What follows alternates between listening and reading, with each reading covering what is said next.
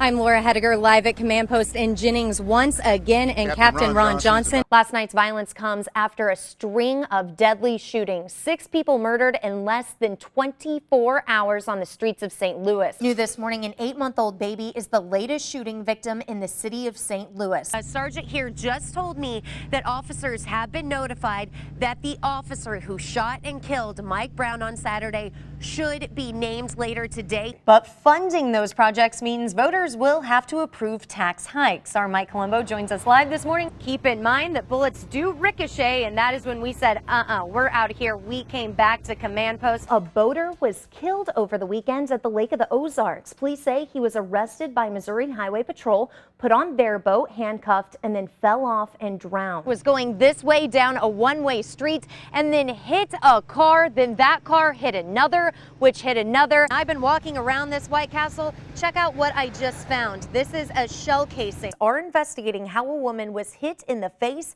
by a stray bullet. The budget that senators will vote on and most likely pass today is bigger than these together. I can slide just by pushing my hands, so you can imagine just how slick. It is gorgeous outside right now. Awesome for a Monday in January. They also tell me that from this time this year to this time last year, car break-ins just out here have dropped 55%. Researchers at Michigan State University have developed a new technology, extracting drinkable water from manure. It's pretty hot.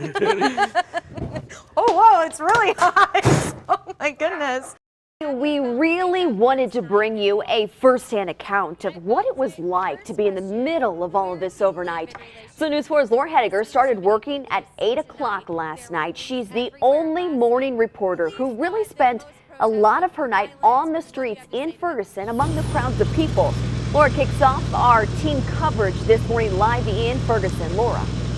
And Claire, it was really an eye-opening night for me because when I got to that protest, I was expecting to see so many of the images many of our viewers have grown accustomed to seeing this week. Police in tactical gear, violent riots, and really mass confusion. From what I saw, though, that was not the case. You see, ain't nobody out here fighting. Everybody's out here for Michael Brown.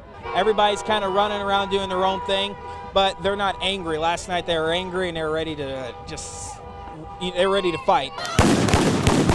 From fighting on Wednesday to a sense of freedom on Thursday. I thought it was going to be violent. I expected police officers. I expected like it was the night before, but it's not like that. It's much more peaceful. A parade of cars, loud honking, and large crowds at night might not seem all that peaceful to you, but it sure is to all of these folks in Ferguson.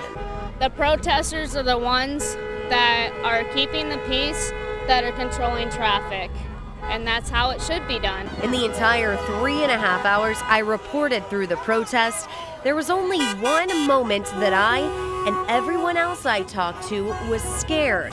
We just so happened to catch it on camera. I live in Greenville now, and I work in Kirkwood. 3 distinctive pops sound so familiar to so many in this area. Luckily, turned out to be a false alarm. No firecrackers, everybody! Protesters tell us that they are sorry about the looting and the damage to all the businesses, but they also say the only reason all this is able to happen is because of a change in the way Ferguson is being policed. People were just saying thanks for allowing us to speak and without fear of tear gas and some of those things, and so I want them to speak and I want to hear what they say, but I also ask them we have to do it in a peaceful way. That is Captain Ron Johnson, now the man in charge of all of this, and he's going to have a busy day.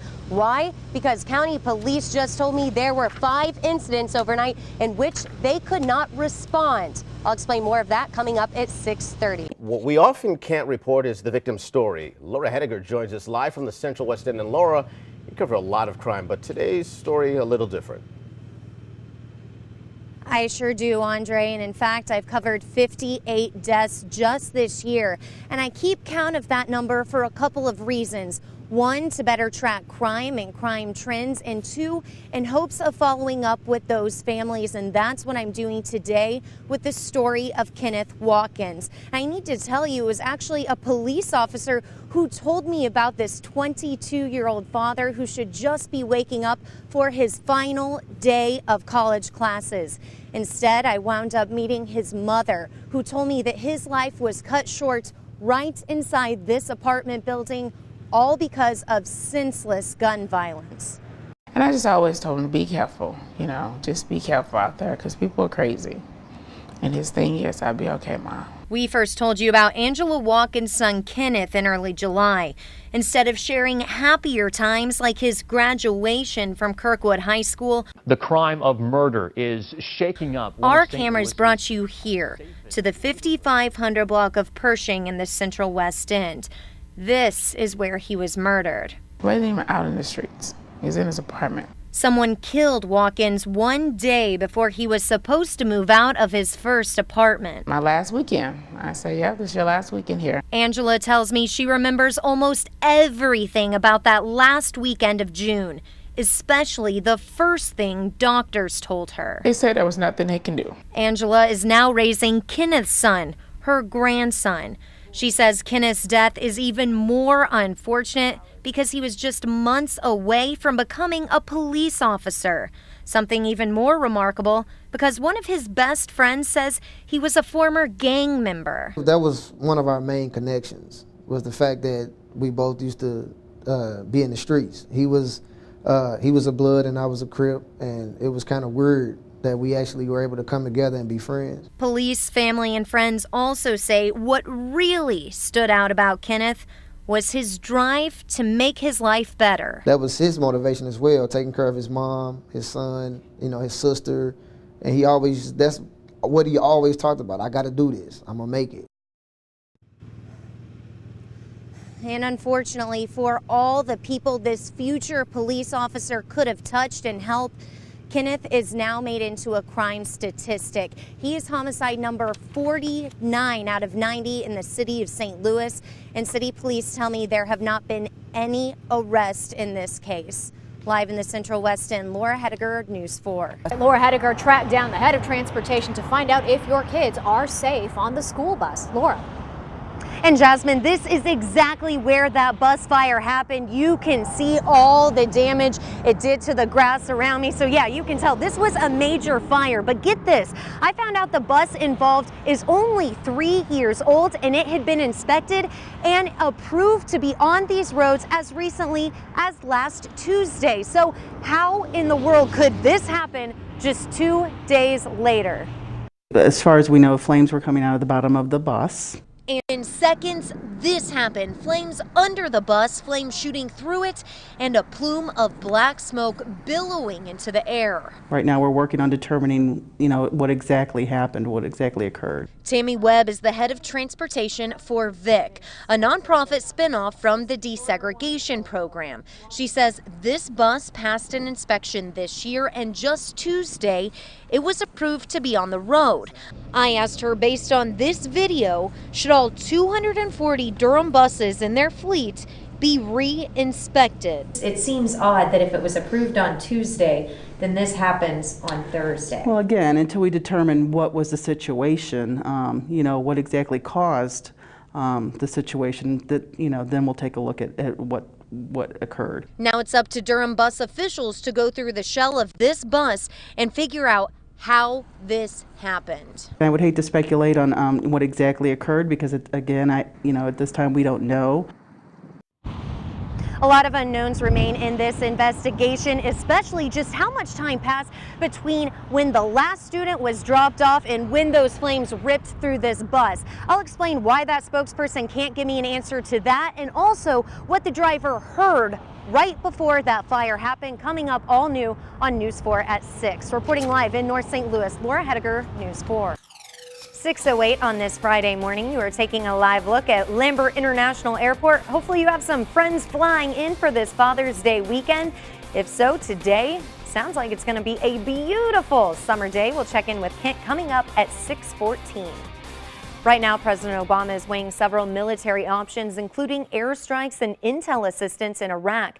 But the White House insists American troops back on the ground in that country is not an option. This all comes less than 3 years after U.S. forces left that country. Al-Qaeda-inspired militants have started creating chaos in several cities, including threatening to take over Baghdad. Overnight, we learned the bodies of 5 American soldiers killed in Afghanistan this week are back on U.S. soil. One of those killed was a 19-year-old from Illinois. The Pentagon says a coalition jet mistakenly bombed the U.S. Special Forces troops. If you can, go ahead and take a look at your screen. If you live or work in St. Charles County, you may have seen it in person. The St. Charles County Ambulance District posted the signs this spring as part of a campaign to pass a property tax hike. Voters approved that tax increase, but our Emily Rao found out the district is already spending a lot more money. She joins us live from St. Charles County with more. Emily. Hey, Andre, if you can take a look behind me here at this screen, that's what this kind of all stems from. Thank you, Emily. Now, News 4 is learning another Madison County official is calling for oversight in how your tax dollars are being invested. This week, the county board chair proposed an independent firm watch over how Treasurer Kurt Prinzler invests county dollars. Prinzler has $130 million to invest for the county, and the board chair says dismal returns are hurting the budget. This is costing the taxpayers money when we lose interest like we're losing today. It is just, I am just shocked. Do you feel there's any reason why your investments for the county need oversight? I really don't think so. The treasurer says he's merely playing by the rules laid out by the state of Illinois and investing safely. But you might remember just last month, News 4 reported that the county auditor also called for an oversight committee to step in. We continue to track the fight against heroin abuse in our area, and in just a few hours, the Madison County Heroin Task Force will hold a public meeting at the County Administration Building. The task force is trying to figure out just how big of a problem this is in the Metro East and then figure out how to fix it.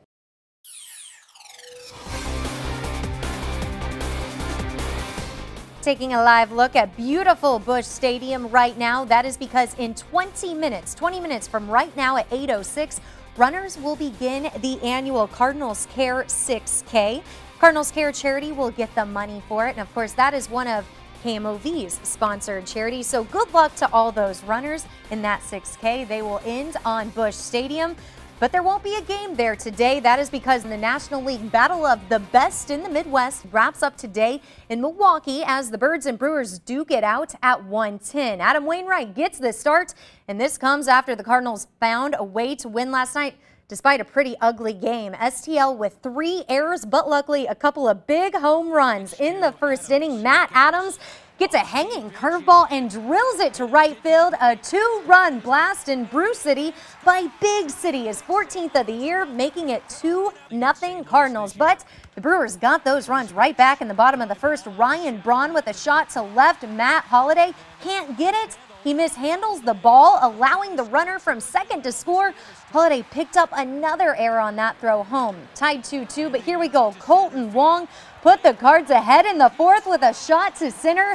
That'll get down, went to the wall. Johnny Peralta, come on home. Birds up 3-2. Then Oscar Taveras right here hit a low pitch high into right field. A 2-run bomb.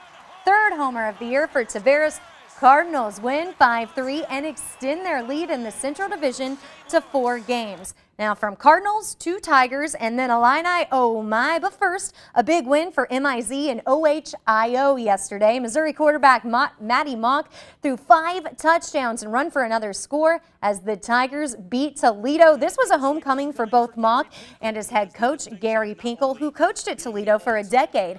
His Tigers got off to a quick start. First possession, Russell Hansbrough, 16-yard run for the score, makes it 7-0. Let's talk about some numbers now. Mock completed 21 of 32 passes for 325 yards, leading the Tigers to a 49-24 victory. Missouri is off to a 2-0 start. They will play Central Florida next Saturday in Columbia. But a quick jaunt from St. Louis, up by 70 to Interstate 57. And hello, we're in Atlanta country. Illinois welcoming Western Kentucky to town. And if you watch the game like I did, this probably made you sick. Wonderful Terry was able to pick up a fumble, run it back 95 yards for the touchdown. The Hilltoppers were on top 24-21 at that point, but the Fighting Illini, they fought right back. A pick six by Taylor Barton. He will go all the way. The Orange and Blue win it 42-34. Illinois travels to Washington next week,